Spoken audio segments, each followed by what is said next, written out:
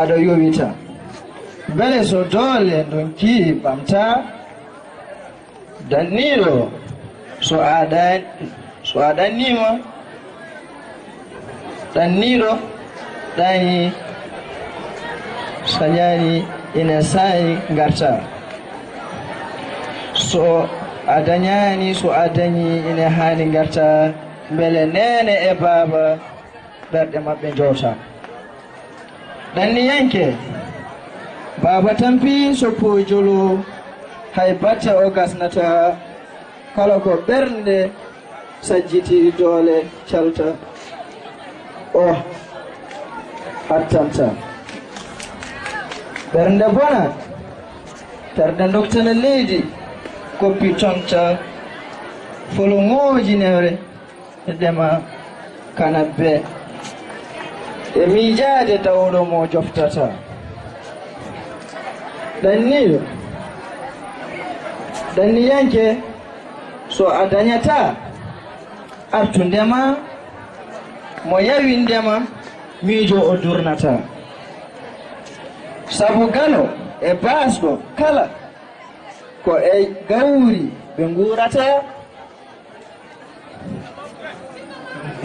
pellowji haaji ɓurata demowo soña sata ko sabi Allah o warata mo wi yo bone fay ladde yo ɗal ha dawnoɓe jofta mi salmini wonde ndango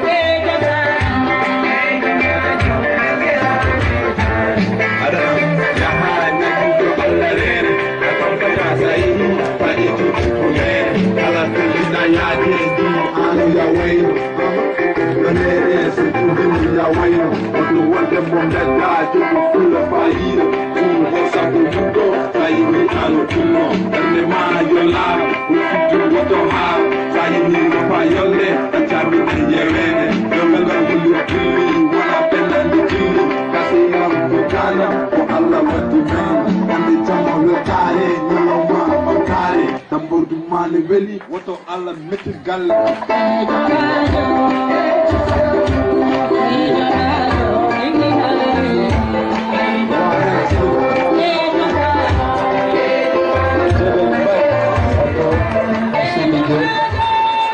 voilà bismillah ma miss right look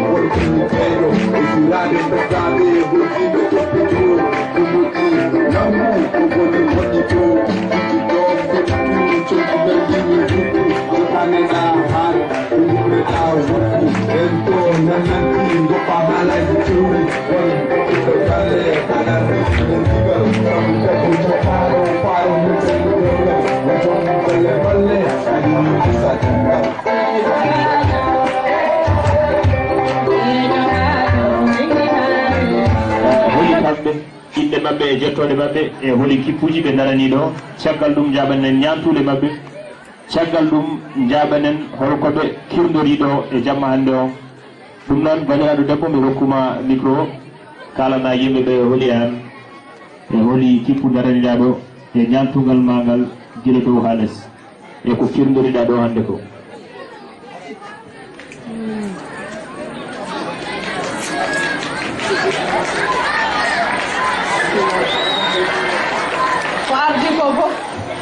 mbeɗa salmini ñawoɓe jooɗiɓe ɗo en ɓe e wonde yeeɓoɓe e wonde yeftaɓe jooɗiɓe ɗo en ɓe min mbirem ko Ramata Ba darnim ɗo ko tulde duɓango foof ha tenti noon hoodorde ayno nder Fouta.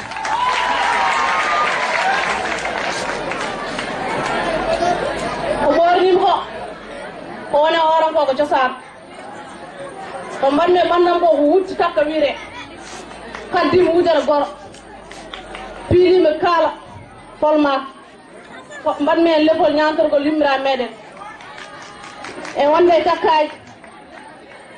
cakkaji ɗi ko ñaaƴi dimi woni hen e wonde paɗe marakis ɗum ɗo ko laal kosam wonno hen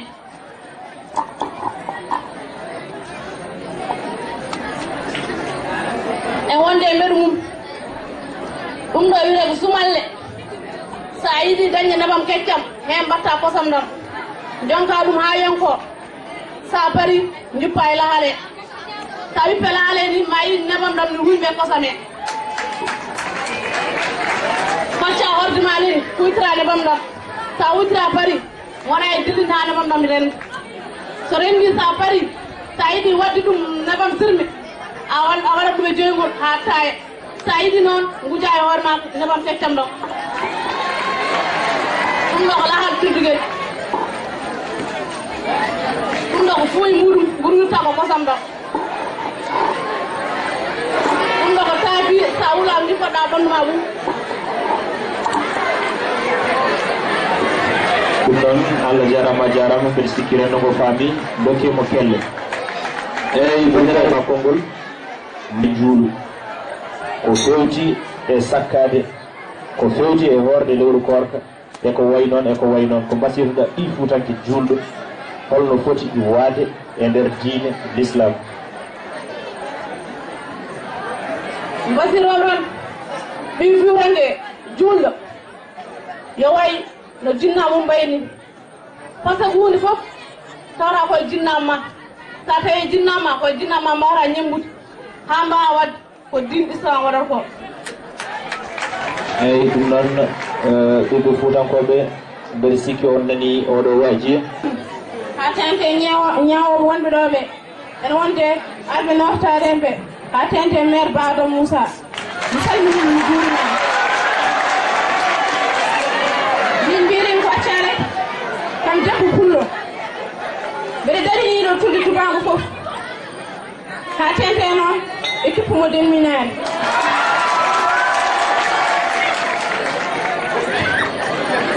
tomin hooram ko wiire ko juppi cosan en teppa korane ko mbanmi ɗuppan ko wiire ko korane kange guttamo wiire ko wutti yuumi ko woni e danam ko wiire ko ñaaƴe dime cakka ñaaƴe dime ko mbanmi e danam ko wiire ko lefol ñantorgol ɗum yimmiraɓe men ñantortono nder wudere nde ko wutte wudere nde ko wudere goro paɗe ɗe ko paɗe mukkimata kisi joguimiɗo ko kosam mbeɗa wurmo ɗum mbeɗa sertina kosam ɗam e nebam ɗam ɗum ɗo wiyete ko burgal ene bujore ɗum ɗo wiyete ko mbeɗu ko ɓoggol daɗorgol en tuufere sabu ɗum sa reɗe ko leggal tuufaki ma wawa ɓirde ɗum ɗum ɗo wiyete ko marque ko ɗum ɗo suppirte ɗum ɗo wiyete ko ɓirdugal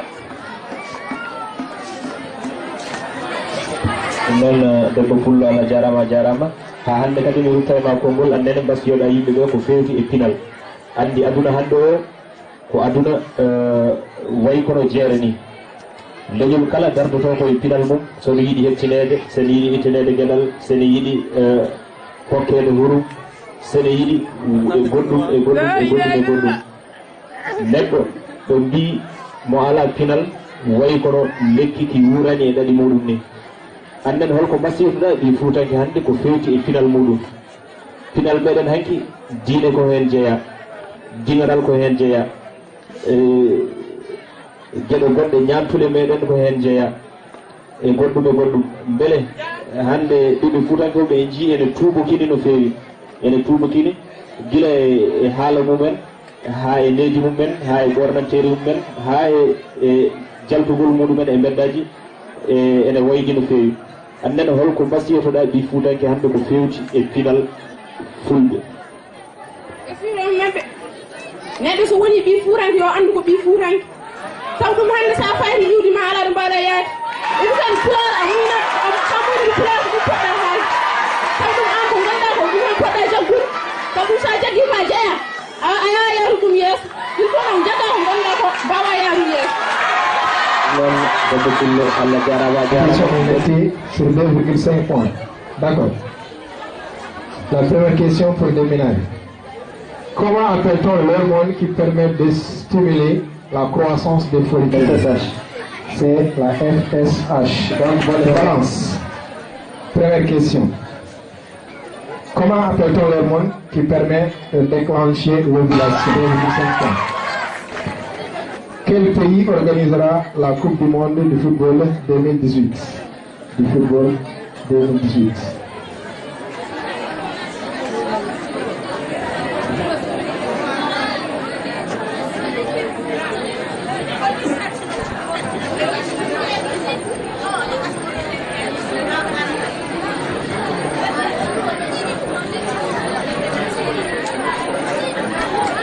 Donc, 30 secondes, merci. D'accord, donc c'est la Russie. Deuxième question pour Valence. Où se jouera la Coupe du Monde 2022? Au Qatar. Donc au Qatar, 2,5 pour Deminari. Comment s'appelle l'actuel président de la Commission européenne? Président de la Commission européenne. Monsieur Emmanuel Barroso. Donc c'est José Manuel Barroso. Valence. Quelle est la nationalité de José Manuel Barroso? Quelle est sa nationalité? Portugaise. Donc c'est la nationalité portugaise. Deminari. Lequel de ces trois pays n'est pas colonisé par l'Espagne? Guinée équatoriale, colonisée. La Guinée équatoriale? Non. Donc c'est Brésil.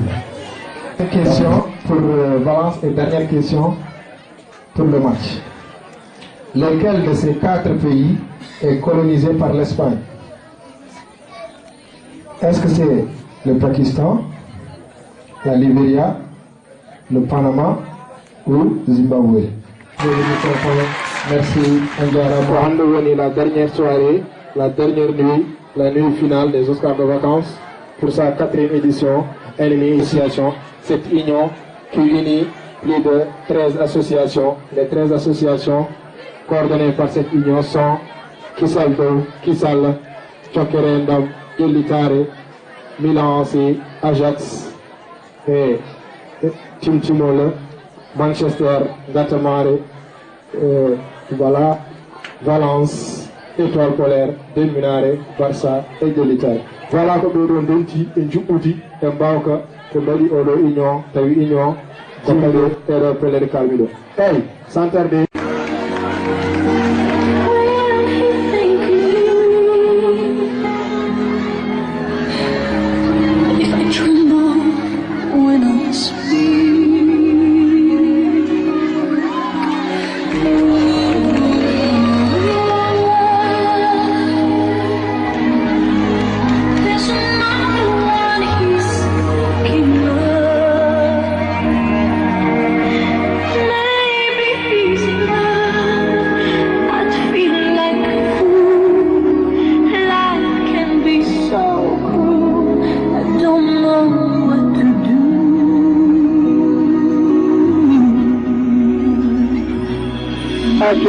Bandirabe, quel monde, donc c'est les deux Miss Moderne. Elles étaient là parmi tous ceux qui étaient là pour la première soirée. Avec Gontunodo enem avec gon misuji jeeɗiɗi taw kamɓe fof ko misuji moderne. Donc hande ko aɗo en oɗo jamma mo ganduɗa ene symbolise hunde monde tawede oɗo jamma tawi jeeɗa ko yeweteɓe en waɗi fayida. Eyyi sukaɓe misuji on jarama mi salmini on jury ji calmini. Assalamu alaikum bandiraɓe. En puɗɗiro bisimillah en gottiro alhamdulillahi rabbil alamin ko ardi ko mbeɗa salmini go fof inde mum e yettoji muɗum mbeɗa salmini mamde juruji ɗi mbeɗa salmini mawɓe bitede ba Adam Moussa o mbeɗa jaramo kadi so tawi wona konko kadi robinaji dogode e nder ceene ɗi min jarata ndiyam par ce que ɗum ɗo ko hunde mawde o weltini amen haa ɗon wayi haade minen noon amin jiɗi weltindemo kadi kankone haa ɗon wayi haade so allah lamɗo o jaaɓi par ce que baɗanomama hunde moƴƴere a fotani yejjirde ɗum ponnoɗa ko siftorde ɗum mbasa yejjirde par ce que hunde moƴƴere par ce que hunde moƴƴere ko hunde contant no feewi vraiment minen ceenen naaɓe min beltima haa ɗon wayi haade guila tiwoji makko ha e robinaji makko ha e fof allah e makko ndiyam makko sabde noon ɓanndu ndu wayi sabde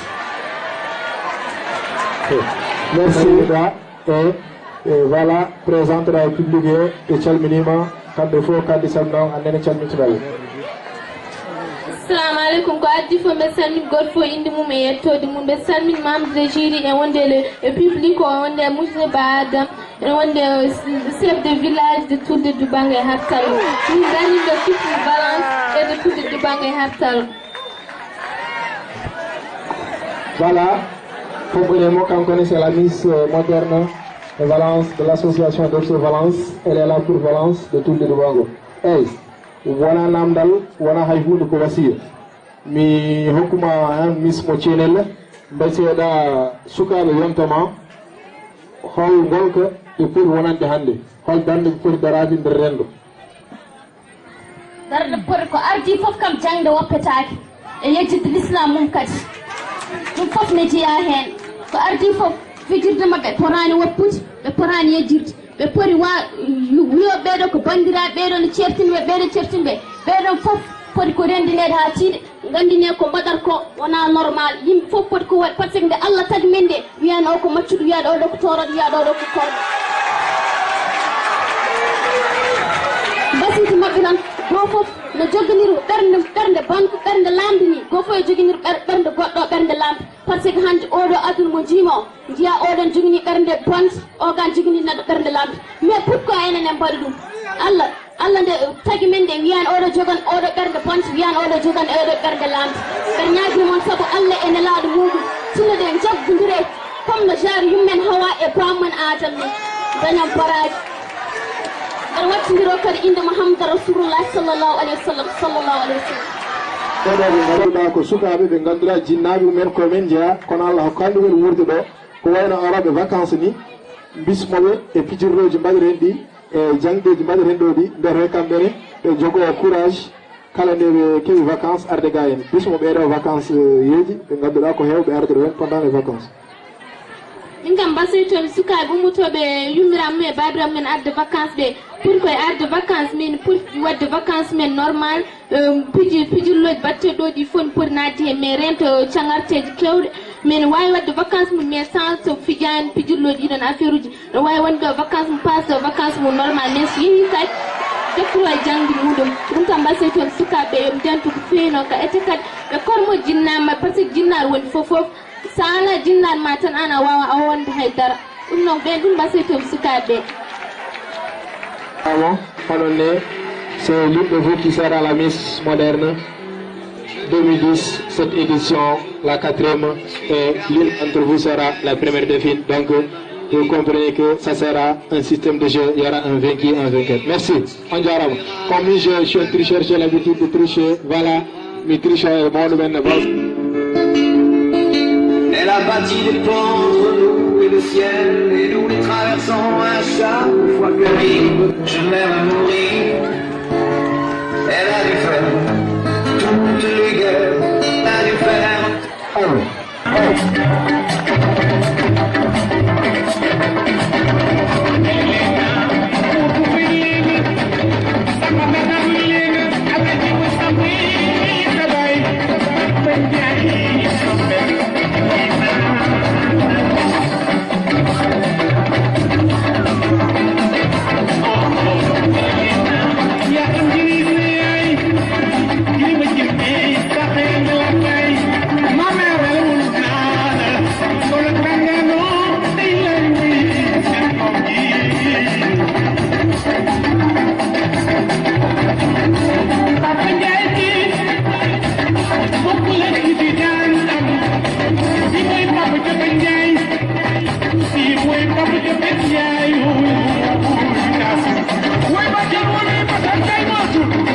What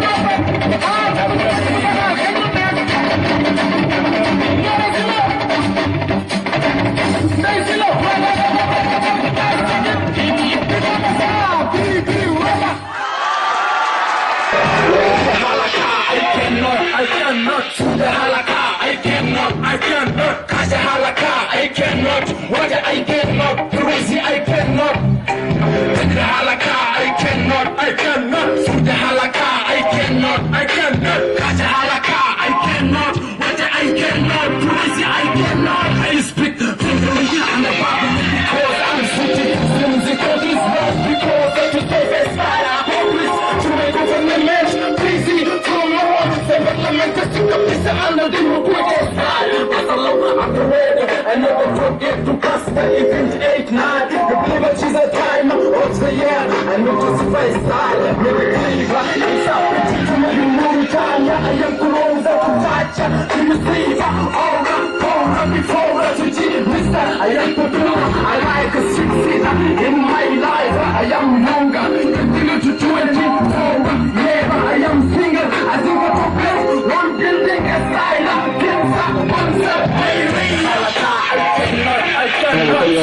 C'est la commission culturelle, donc on les appelle ici, on les remercie. Ils n'ont ménagé aucun effort pour la réussite de ces Oscars de vacances et pour la réussite même des activités culturelles ici à Toulé, notamment des soirées théâtrales. Avant le mois de Ramadan, ils ont joué 3 soirées théâtrales ici à Toulé. Donc là, c'est des actions à féliciter. Pendant le mois de Ramadan, ils ont animé ici les jeux en herbe, ils ont animé ici les jeux traditionnels, gagné Tchonche, de Maduro, de Permes, tout ça.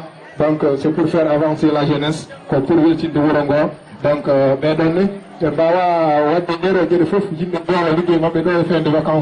on les remercie, notamment leur directeur, M. Abdaba, il est là, il faut Erengati Abdo. Donc,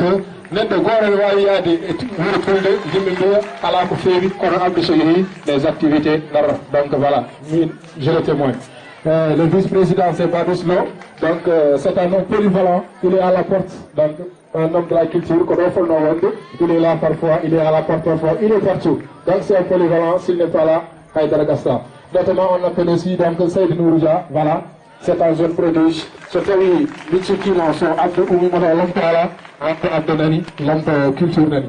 Souka le robe de Gandaine, Kanyumene, Mounia Mouen, Gopi Hajumena, Hamoumen, donc, Haolissi, on est Kolgora et membre de la commission culturelle, Banderal, Pombonemo, Telemondo.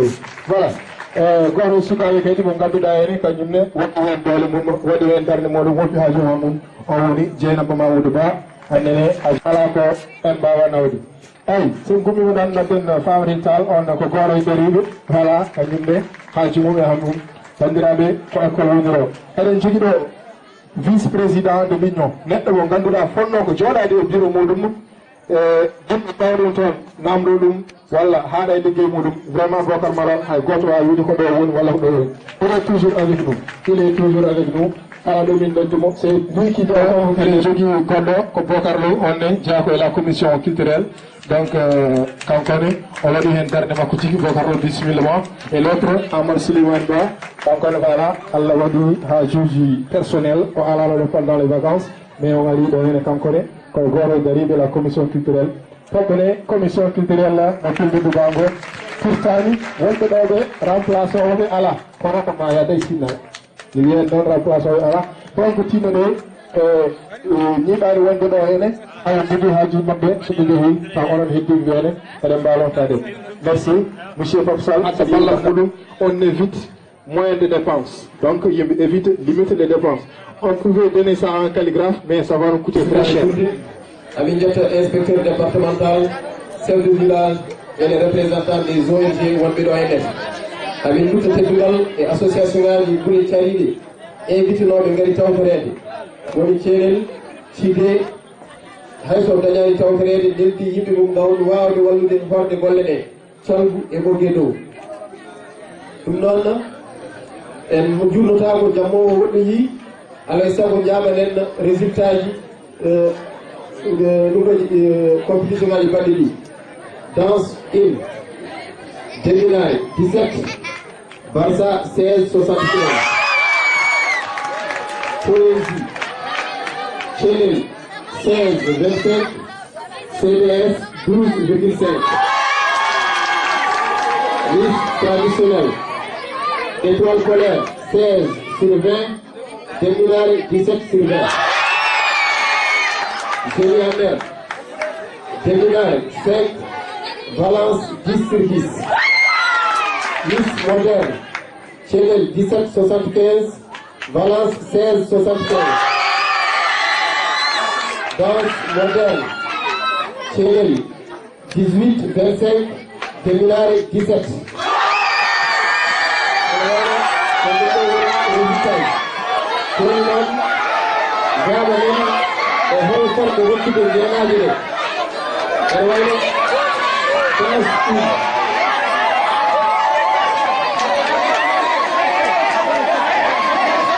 Danse une jeune femme au retour de catégorie. La remise de prix. Danse une première classe terminale. Représentante de Diana Rumi de Bada Moussa, maire de la commune de Bogué.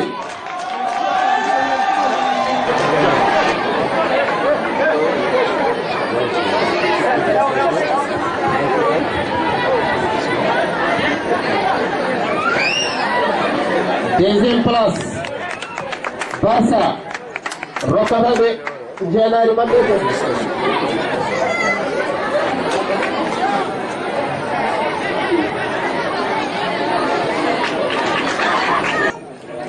Deuxième place, Poésie, CDS, Rokarbun Papis, Saoul Vision.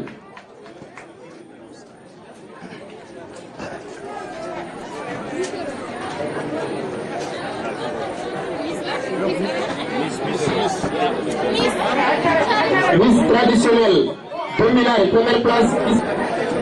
Deuxième place, Miss traditionnelle, Étoile polaire, Rokarbun. Première place, Johnny Anner, Dominare, Rokarbun Jibril Sambaba. Miss moderne, première place.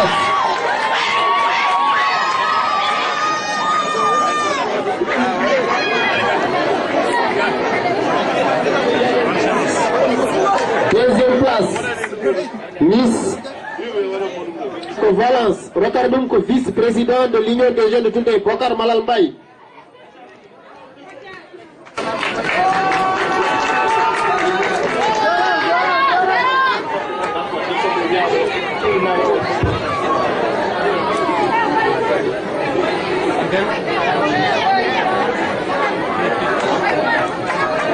Première place. Deuxième place, Dominare, Rokarbun Mbaye Jibril, le grand. Merci pour le monde.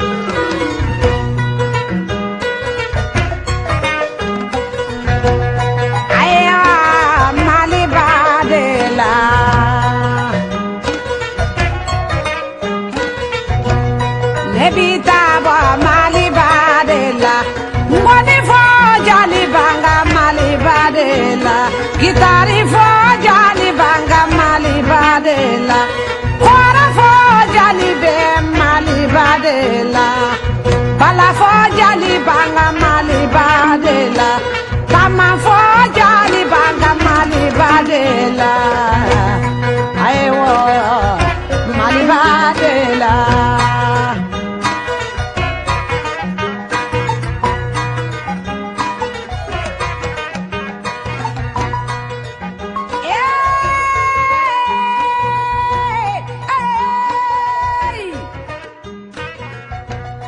Masa baro, ninka di masa minye, nete masa jugu baro abada abada.